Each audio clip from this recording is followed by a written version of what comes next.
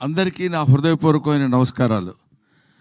సహకుటుంబానాం అంటే మన కుటుంబ సభ్యులందరికీ నా హృదయపూర్వకమైన నమస్కారాలు, పాదాభివందనాలు తెలియజేస్తున్నాను.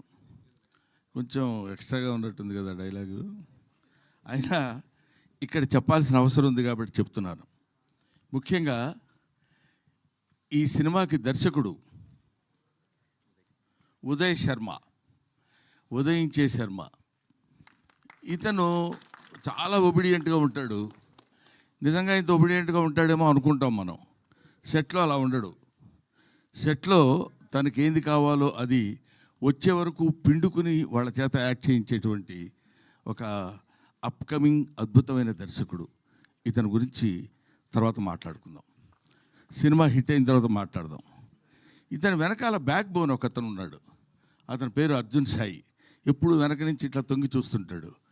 మరి ఇతని దగ్గర ఏ పవర్ ఉందో తెలియదు, కానీ ఈసారి మనం అసలు ఎవరు చెప్పినా వినకూడదు అనుకునేవాడు కూడా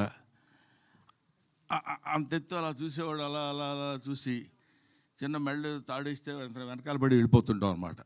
అలా ఇంతమంది ఆర్టిస్టుల్ని, ముఖ్యంగా ఒక లెజెండరీ ఆర్టిస్ట్, చాలామందికి యాక్టింగ్ అంటే ఏంటో చెప్పి నేర్పించినటువంటి మా గురువు గారు రాజేంద్ర ప్రసాద్ గారు. ఈయన అటువంటి నటుల చేత కూడా కావలసిన పద్ధతిలో చేయించుకున్నటువంటి దర్శకులు ఉదయ్ శర్మ, మహాదేవ్ గౌడ్ గారు. దీనికి ఆయన వచ్చారా? మీరేగా. ఇప్పుడు డబ్బులు ఇచ్చారనుకోండి, మీరు అంత మరీ వినయంగా ఎందుకు సార్ ఉంటాం మనం. I wish all the best Nara. నేను అక్కడ ఒకసారి చూశాను, మళ్ళీ నేను ఆ తర్వాత ఇప్పుడే చూడటం, అందువల్ల గుర్తుపట్టలేకపోయాను, ఏమనుకోవద్దు. I wish you all the best. సహకుటుంబానాం సినిమా చాలా చాలా చాలా బాగుంటుందని నేను మనస్ఫూర్తిగా ఎందుకు కోరుకుంటున్నానంటే, ఇప్పుడు చెప్తున్నాను, ఇందులో నా క్యారెక్టర్ చాలా విచిత్రమైన క్యారెక్టర్. 12 గంటలకి అన్నాం అనుకోండి, 12 to 1 గంట వరకు సంతోషంగా ఉంటా, 1 గంట నుంచి 2 గంటల వరకు కోపంగా ఉంటా. అదేంటో మరి అది విచిత్రంగా కంపోజ్ చేశాడు ఆ క్యారెక్టర్. ఆ టైంలో ఎవరైనా వచ్చినప్పుడు వాడు ఏ వార్త తెచ్చినా సరే నా మూడ్ని బట్టి నేను మాట్లాడతాను. భోజనం చేశారండి అన్నాడు అనుకోండి, కోపంగా ఉన్నాను అనుకో, భోజనం చేయకపోతే గడ్డి తింటావా, ఏం మాట్లాడుతున్నావా నువ్వు అంట.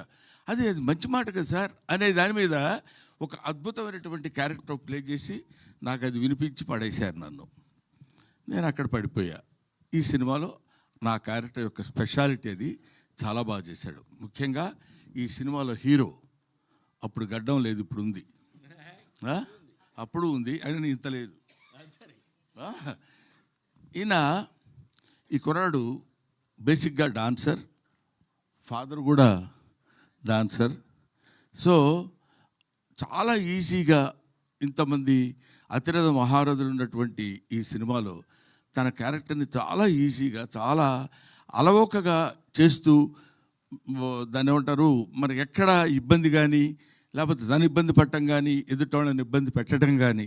ఎందుకంటే బేసిక్గా తెలుగువాడు కాదేమో అన్న డౌట్ నాకు. ఏమండి, కన్నడ కదా, బెంగళూరు తెలుగు వాళ్ళు, అందువల్ల కన్నడ తెలుగు. ఈయన ఈ సినిమాలో యాక్ట్ చేసినటువంటి విధానం నాకు బాగా నచ్చింది. హీరోయిన్ రాలేదా? బాగాలేదు అదే. అందువల్ల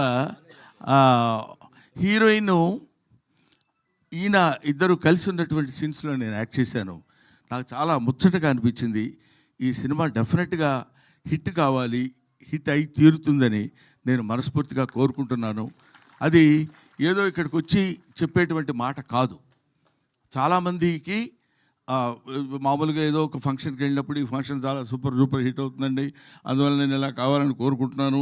అందువల్ల మీ అందరికీ నేను చెప్పేది ఏంటంటే, ఇది మామూలు రొటీన్. కానీ ఇది ఈ సినిమా నేను చూసినప్పుడు, ఇంతకుముందు ఉత్సవం అనే ఒక సినిమా చూపించాడు ఎవరో మిస్టర్ అర్జున్ సాయి. చూపించినప్పుడు తను కూడా ఇంతమంది ఆర్టిస్టులు ఎక్కడ ఆర్ట్ ఉందో వాళ్ళని పట్టుకుని తీసుకొచ్చేసి ఏ క్యారెక్టర్కి పర్ఫెక్ట్గా సూట్ అవుతారో అని తెలుసుకొని చేసినటువంటి ఈ సినిమా పైగా అంత అందమైనటువంటి టైటిల్ సహకుటుంబానాం. ఎంత బాగుందండి పేరు. ఎంతకాలమైంది ఇట్లాంటి పేరు విని అనే ఆలోచన కూడా కలిగించే విధంగా అద్భుతమైనటువంటి సినిమాను నిర్మించిన నిర్మాతలకి, దర్శకులకి, నటీనటులకి నా హృదయపూర్వకమైన నమస్కారాలు తెలియజేసుకుంటూ ఈ సినిమాని మంచి విజయం సాధించే దిశగా మీరు తీసుకెళ్లాలని మిమ్మల్ని కోరుకుంటున్నాను, ప్రేక్షక మహాశయుల్ని కోరుకుంటున్నాను. Thank you very much. ఏమండి, అది నాకు సంబంధం లేదు. చేయకపోతే మీరు చేస్తే ముందే చేస్తే, కాబట్టి అది మీరు చెప్పండి అమ్మా. థ్యాంక్ యూ బ్రహ్మానందం గారు, thank you so much. And ఇప్పుడు నటకిరీటి రాజేంద్ర ప్రసాద్ గారిని మాట్లాడాల్సిందిగా కోరుకుంటున్నాము.